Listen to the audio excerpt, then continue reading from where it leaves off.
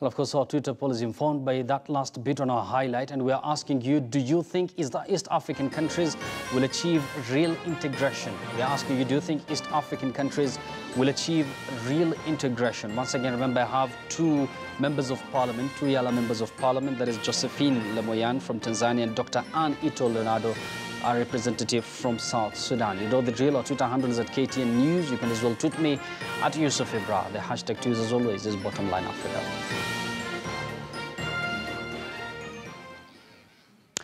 Let me begin with our top story tonight. Burundi's President Pierre Nkurunziza has said he will not seek another term in office after the end of his current mandate in 2020. He made the announcement in Bugendana in Gitega province, where the country's new constitution was signed into law. Last month, Burundians voted overwhelmingly in a referendum to back constitutional reforms, which include extending presidential terms from 5 to 7 years. Many had believed Mr. Nkurunziza actively sought the change to term limits so that he could stay in office until 2034. The 54-year-old leader ran for a controversial third term in office in 2015, a move which set off a wave of violence and an attempted coup that was foiled by government forces. The political crisis led to hundreds of deaths and more than 400,000 people fled the country.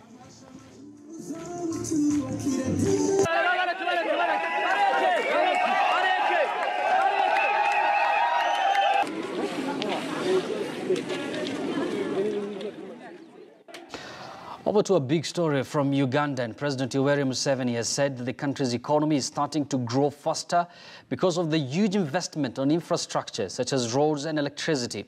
While delivering his annual State of the Nation address, Museveni said that government has embarked on achieving self-reliance and that currently 58% of the roads are being tarmacked using government money. Here's our Kampala-based correspondent Solomon Sarawanja with the rest of the details. Well, a very good evening from the capital, Kampala. Now, one of the stories that is making headlines here is the State of the Nation address. Ugandans continue to debate about the statement that was given by President Yoweri Museveni on the state of affairs of the country, with a section of Ugandans saying that it is empty promises as usual, while others say that the president is on course on delivering the country into a middle-income state. Now, when he took to the podium, President Museveni mentioned and highlighted the cores of this year's State of the Nation address, including peace and security of Ugandans, improving agriculture, infrastructure development, and also education, as well as fighting corruption. Uganda has been stained with several corruption cases over the past couple of years. The president on this issue had no kind words for the Inspectorate of Government, which is a body responsible in defending this country against corrupt officials. What happened to the IGG? Why don't the victims of corruption report those incidents to the office of the IGG? That's what the purpose of that office, you remember. That's what the purpose, that if anything goes wrong, you report. Now the fact that now I must create another monitoring unit. So what happened to the other one? Well, for the last couple of years, Uganda has had several cases of murder, kidnaps, theft that have destabilized the security of this country. President Museveni reaffirmed his commitment on protecting and defending the citizens of Uganda. Urban terrorism and crime will be defeated just as we defeated the rural terrorists. Museveni's statement was welcomed with mixed reactions from different legislators and across the public domain. Very well on how far the economy has gone, the attainment of economic growth, and the sectors that have grown, especially ICT. Of course, scornfully he said he should not be a head of state talking about fight of corruption when he was cited at the forefront of bribing members of parliament in the constitution amendment. The president has not given the master plan on how the kidnaps is going to be stopped completely. President Yoweri Museveni gave the State of the Nation address just a couple of days to the reading of the national budget, which is expected to be given on the 14th of June. Solomon Serwanja, KTN News, Kampala, Uganda. Thank you very much, Solomon Serwanje, for that comprehensive update from Uganda, even as Museveni delivered his State of the Nation there. State of the Nation speech to Ugandans. Meanwhile, Ethiopia's Prime Minister Abiy Ahmed is set to receive the highest distinction accorded to a head of state by the government of Uganda as the latter celebrates National Heroes Day. Abiy will pay an official visit to Uganda over the weekend, where he will attend the event celebrated since 1989 in recognition of Ugandans who sacrificed their lives in the struggle to achieve national independence, peace and democracy. Uganda's Minister for Presidency, Esther Mbayo, said the 41-year-old former intelligence officer, who also took part in the UN peacekeeping mission to Rwanda, will be decorated with a special award in appreciation of his contribution towards the independence struggle in Africa. The only other African head of state to receive the award from Uganda is Equatorial Guinea's Teodoro Obiang Basogo.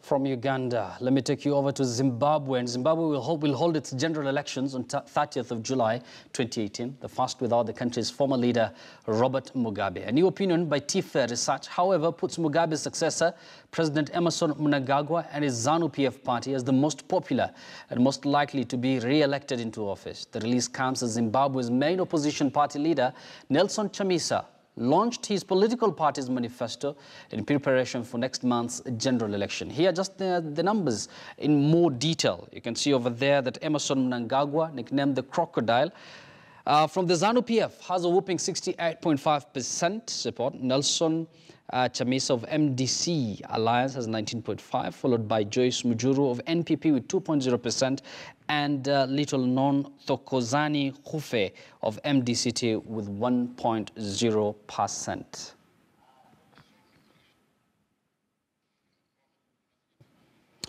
And of course, there you go. That is the statistics on whether Zimbabweans have trust in Zimbabwe's Electoral Commission. And 63% of Zimbabweans there, as I've already said, that they have a lot of trust there in their electoral body. Over to our last page.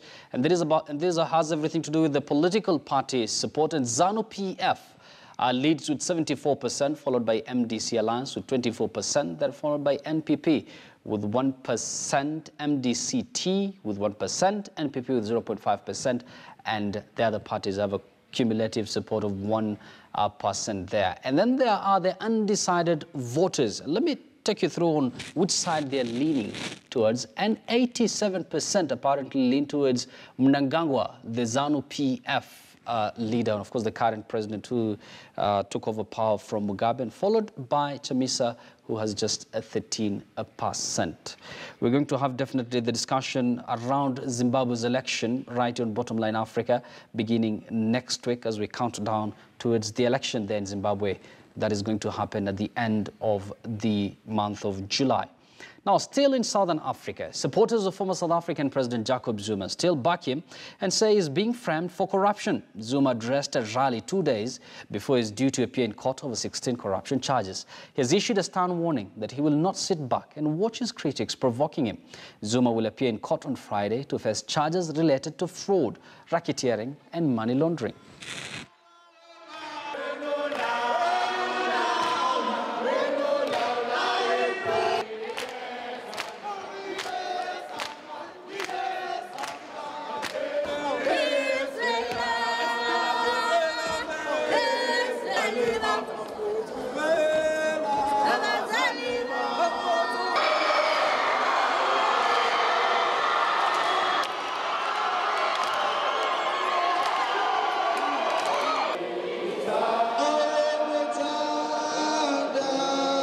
And we'll be there in all numbers. Sigwele sizothi msholoyo abayitholela ngeningi indlela engikholelwa njengomuntu omusha.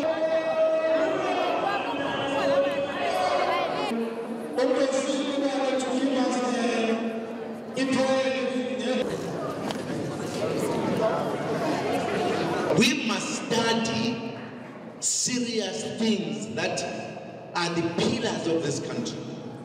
That's why we must be empowered. We support him not just because he's the former president, but we support him because we know that, one, he's not guilty, but two, there's a conspiracy theory to make sure that they destroy his name forever. So we'll go there to support him. Let us be clear. Our people's president is being brought to court not because he had done anything wrong, because he had not. Our people's president is being brought to court to stand in front of that court with charges because he stands for radical economic transformation. A seemingly defiant Zuma and Zuma supporters then still in South Africa. Over to some disturbing story coming out of that country. And a South African man who murdered his parents and brother with an axe has been sentenced to life in prison.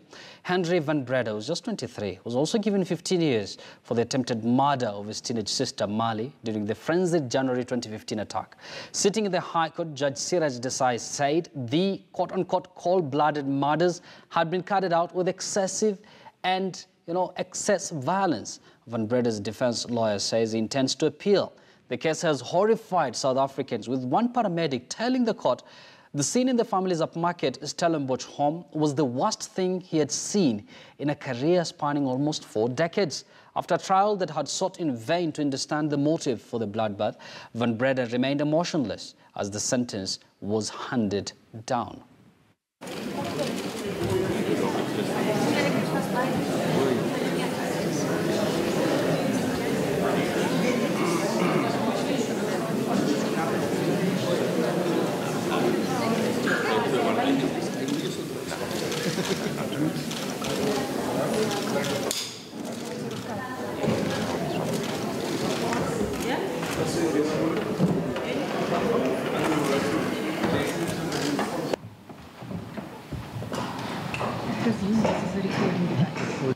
Despite the horrific events underpinning your convictions, Mr. Van Breda, the violence was excessive and gratuitous. It was intended to cause maximum harm. In the result, on count 1, the murder of Rudy Van Breda, you are sentenced to life imprisonment. On count 2, the murder of Martin Van Breda, you are sentenced to life imprisonment. On count 3, the murder of Teresa Van Breda, you are sentenced to life imprisonment. We are very happy, we are satisfied with the sentence. It does send out a clear message that these types of crimes, considering that they were so gruesome and committed by a family member, on other family members, we are happy that we ask for life imprisonment for each of the... Away from that, and now let me take you over to the most populous country in Africa, and that is Nigeria. Human rights activists say countless women and girls who are living in IDP camps in northeast Nigeria have been lured to other countries under false pretenses for sex work or slave labor. A new campaign is trying to educate women about the dangers. In Maiduguri, Chika Odua went out with the campaigners and interviewed 2 women who were trafficked abroad and now back in Nigeria. Here's the report. Take a look. Activists are hitting the streets of Maiduguri to warn people about the dangers of human trafficking. These are people who have come to Maiduguri to run away from the terrorist group Boko Haram. But even in Maiduguri, where they found refuge, other dangers lurk. Human traffickers are seducing IDPs, internally displaced persons, using false promises of employment. So later on, when they carry them out, then later they will not even give them the job. Then they will start selling them like slaves. And we have some victims. After we started this campaign, we got some victims that they have occurred they face these challenges. Nana Abdullahi, an orphan, was selling goods on Maiduguri streets to make money when she met a man who said he could help her. I told him I would like a job so that I can take care of myself. He said okay, and he took me. I thought we were going someplace like Kano, but when we got there, he went all the way with me to Niger. After a month of what she described as an ordeal, Nana ran away and found her way back to Nigeria. More than 1 million IDPs live in Maiduguri, the capital of northeastern Nigeria's Borno State. This is where Boko Haram started, launching attacks across the region that have so far killed more than 30,000 people. There are about a dozen IDP camps in the city, and the government says they are frequent targets for traffickers. People are coming there in the evening for recruiting, I can say, taking young girls, going away with them. Members of Nigeria's anti-trafficking agency distribute pamphlets to warn of the dangers. But some say their choices in Maiduguri are limited. Mariam Haruna was smuggled into Saudi Arabia, where she worked illegally as a domestic helper. I spent 2 years there working. Unfortunately, one day when I was coming back from work, I got caught and was deported back home. Despite having to pay back the man who trafficked her, Mariam says she would rather go back to Saudi Arabia because her life there was better than her life here. But these activists hope she goes back legally. They say people who have suffered and survived Boko Haram attacks should not have to fall victim again to human traffickers. Chika Odua in Maiduguri, Nigeria, for VOA News. Now, a study by Save the Children indicates that conflict, widespread poverty and gender discrimination are threatening children globally. In East and Southern Africa, about 120 million children are being held back because they face poor health, malnutrition, exclusion from education, child labor, child marriage, early pregnancy and extreme violence, among other challenges. In Eastern and Southern Africa, 1/5 of girls aged 15 to 19 are currently married or in union, according to the Children's Rights Agency. Conflict also makes girls more vulnerable to child marriage. Countries that now have the lowest rates of children marriage or child marriage are in Rwanda, which has about 3.1%, and South Africa, which has 3.3%, lower even than those found in Denmark, Spain, and the US. More than 1 in 5 Africans aged 6 to 11 are not in school. Girls, in particular, are more likely to never see a classroom waylaid by child marriage and teenage pregnancy, according to the United Nations.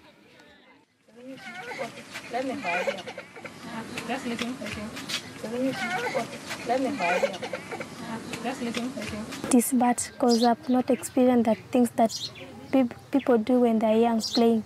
I've not played well and I have a lot of stress having the baby at this age. And I'm the only person who knows the future of my baby. Taking care of her, it is only my responsibility for what I know. But even me, sometimes I feel like stopping the school and look for a job just for my baby because sometimes she cried. You know, see her in that condition make me cry even. So what we found actually in Africa is that the bottom 15 countries in the index are all African. And taking the examples of Somalia and South Sudan, so South Sudan is 5 from the bottom, Somalia is 6. In Somalia we have the highest levels of under 5 child mortality in the world at 13%. And in South Sudan we've got 2/3 of kids out of school. And so these countries are affected by those 3 factors. They're conflict, extreme poverty, and severe gender discrimination.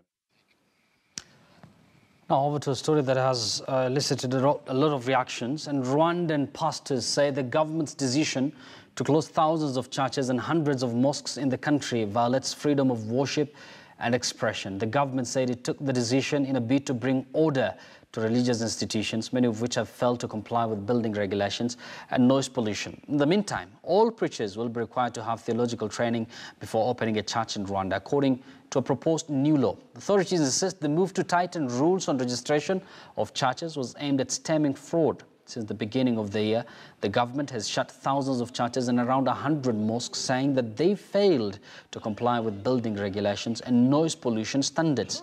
The majority of Rwanda's 12 million people are Christian, while Muslims make up at around 5%.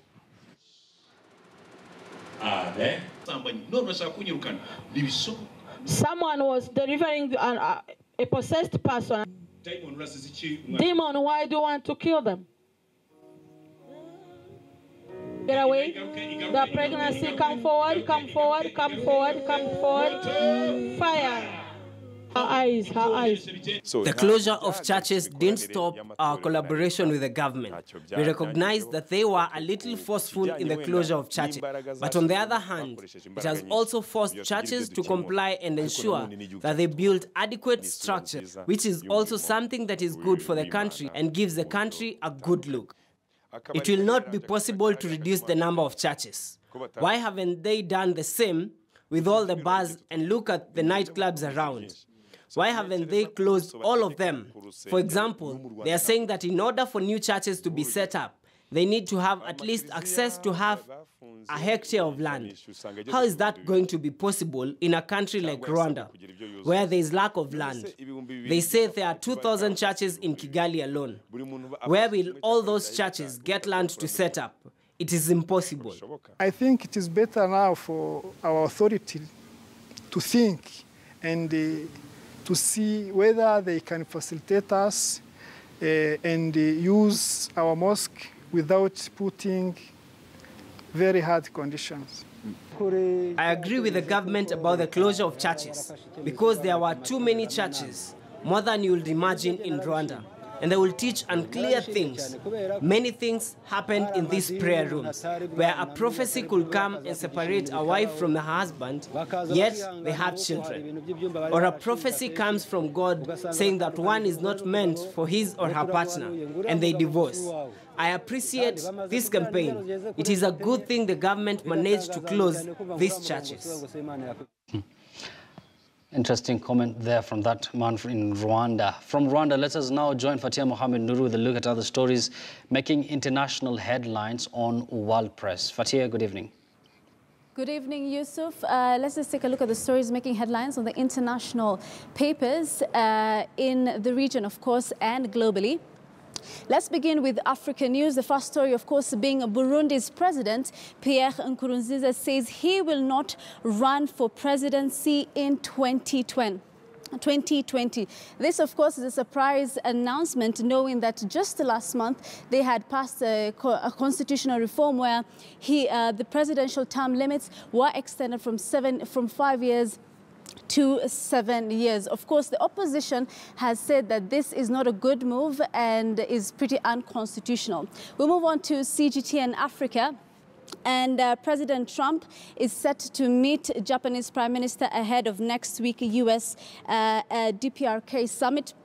Actually, they've already met, and this is on the trade discussions basically ahead of the historic summit that was earlier cancelled but is set to take place on June 12th in Singapore. Also, there is a story on Egypt repatriates and artifacts that have been that were taken illegally to France, but now they've been taken back to the country. Let's go on to The Guardian now.